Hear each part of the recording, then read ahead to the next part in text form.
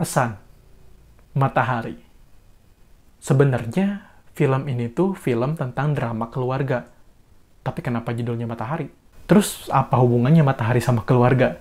Dan kenapa banyak banget penghargaan yang dikasih buat film ini? Kita coba review kali ya.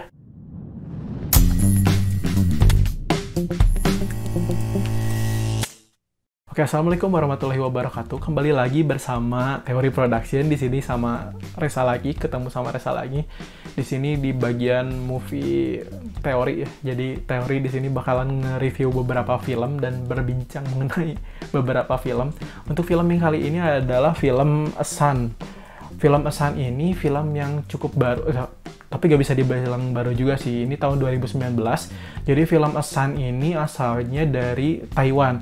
Ini jarang-jarang ya ada film dari Taiwan dan ini banyak banget dapat penghargaan bahkan internasional gitu. Nah, film ini tuh sebenarnya film drama tentang keluarga gitu. Kalau kalian pernah nonton, kalau di Indonesia NKCTHI mungkinnya konflik anak 1, kedua, ketiga kayak gitu. Nah, ini kurang lebih itu sama. Jadi konflik tentang anaknya gitulah, tapi ini lebih ekstrim bentuknya. Ini tentang anak kedua yang namanya itu Aho. Anak ke satunya Aho. Ini susah banget ngebedainnya. Si Aho ini dipenjara gara-gara dia itu sama temennya itu ngelakuin kekerasan. Bukan kekerasan sih, itu kejaman banget. Jadi motong tangan orang yang tidak dikenal gitulah. Tapi yang motong itu temennya. Jadi dia itu cuma dituduh buat istilahnya memprovokasi gitu. Terus kehidupannya ini bertolak belakang sama keadaan kakaknya sendiri. Kakaknya ini kan baik, akademisnya baik, yang didukung banget nih sama si bapaknya. Karena bapaknya itu pengen anaknya tuh yang kayak gitu. Tapi ternyata kita bakal dihadapin sama banyak banget konflik yang buat kita, wah anjir ini gak bisa gini gitu. Kok bisa gini? Kok bisa gini gitu. Nah itu bakalan kita dapetin ketika kita nonton ini gitu. Dan hal-hal yang gak disangka juga bakalan terjadi bahkan di pertengahan film ini gitu. Film ini kadang emang bikin bosan ya, jadi di paruh ke, aku pikir di 1/4, terus di 3/4 itu ngasih penonton bosan sih sebenarnya. Tapi ini emang sengaja, jadi si pembuatnya itu emang bakalan bikin mood penonton itu naik turun gitu di film, ketika nonton film ini gitu. Karena emang bakal ngasih dikit-dikit banget jawabannya gitu, jadi dicicil si jawabannya. Sehingga akhirnya penyelesaiannya ini rapih banget itu, semuanya bakal kejawab dengan baik gitu. Nah, sampai akhirnya selesai aja gitu.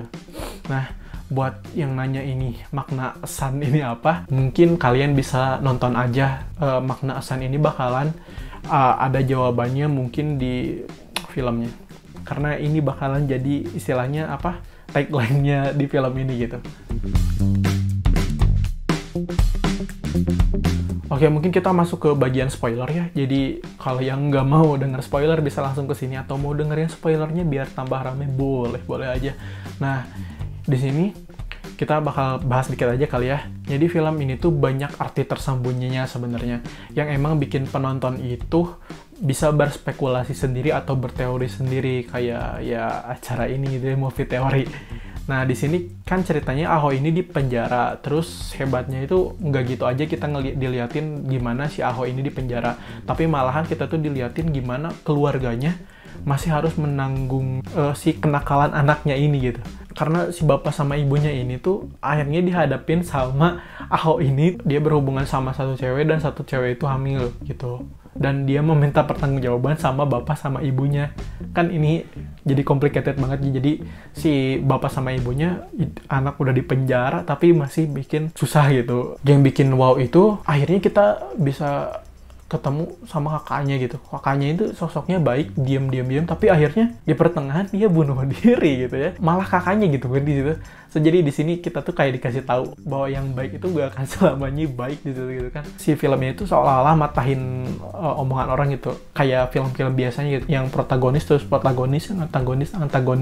Jadi menurut aku itu di sini tipis banget ya kalau pemeran utamanya itu nggak ada di protagonis, nggak ada di antagonis, menurut gue kayak gitu sih. Terus malahan ini kebalikannya sama si Aho, karena si Ahonya malahan mau mempertanggungjawabkan perbuatannya gitu kan. Ini berbanding terbalik sama si kakaknya yang tiba-tiba bunuh diri gitu. Jadi ini yang sudah mengalami keadaan buruk pun dia bisa buat survive dan bertanggung jawab gitu. Tapi belum beres di situ, ditemuin lagi sama temennya yang ikut di penjara juga karena dia yang motong tangannya. Dan di sini tuh Aho tuh semacam diintimidasi untuk bayar semacam uang tebusan gitulah ke mereka. Jadi Aho ini istilahnya dimanfaatin buat ngelakuin kejahatan lagi. Tapi di akhir film ini tuh akhirnya kita bisa tahu gitu ya, sampai di akhir tuh di ending disebutin sama si ibunya tuh ke bapaknya kalau kamu mah nggak ngurusin anaknya gini-gini, kamu mah malah nggak ngaku anaknya gini-gini. Tapi akhirnya kita dijawab sama bapaknya sendiri itu, bahwa bapaknya ini selama ini ketika Aho udah meninggal, ya, akhirnya dia sadar akan Aho, gitu, keberadaan Aho, dan dia tuh sebenarnya ngelindungin Aho dari si temannya yang jahat itu. Wow banget sih, sampai akhirnya si temannya itu juga dibunuh sama bapaknya si Aho. Ini penyelesaiannya wah banget sih sebenarnya, dan dijawab di akhir gitu kan, nggak terlalu akhir sebenarnya, tapi itu bikin penonton tuh wah anjay gitu, ini kok bisa kayak gini gitu, bapaknya bisa kepikiran kayak gini gitu. Ya pokoknya jadi kita tuh dikasih lihat bahwa seorang juga bisa berubah kayak gitu. Apalagi di closing scene ini juga ya, yang kalian pengen tahu kesan itu apa kan, closing film ini juga si Aho ini berlari ke arah cahaya gitu pas udah keluar dari mobil kayak gitu kan.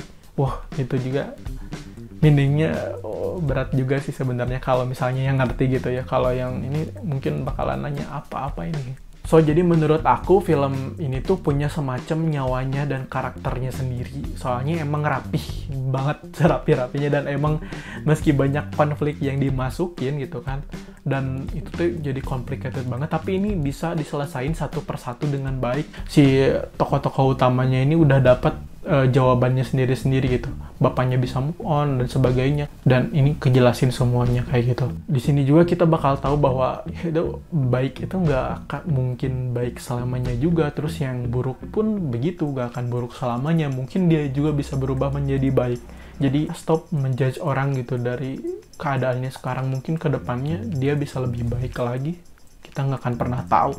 Terus ada apa kayak yang selama ini acuh mungkin ya, mungkin adalah orang yang acuh ini orang yang sangat perhatian, bahkan lebih perhatian dari yang ngomongin dia acuh itu sendiri. Ya gitu sih, film ini tuh nyampeinnya dengan cara yang enak banget. So keren-keren banget. Di sini aku bakal ngasih skor 9 dari 10. Minusnya itu cuma, ya kenapa 9? Karena minusnya itu cuma gara-gara bikin bosannya itu. Jadi sekian aja review dari film Asan ini. Tumben-tumbenan nih kita nge-review film Taiwan gitu kan ya. Tapi ini penghargaannya banyak, so jadi harus banget buat dibahas sama kita. Oke, gitu aja mungkin ya. Terima kasih. Jangan lupa like, komen, dan subscribe. Terima kasih. Wassalamualaikum warahmatullahi wabarakatuh.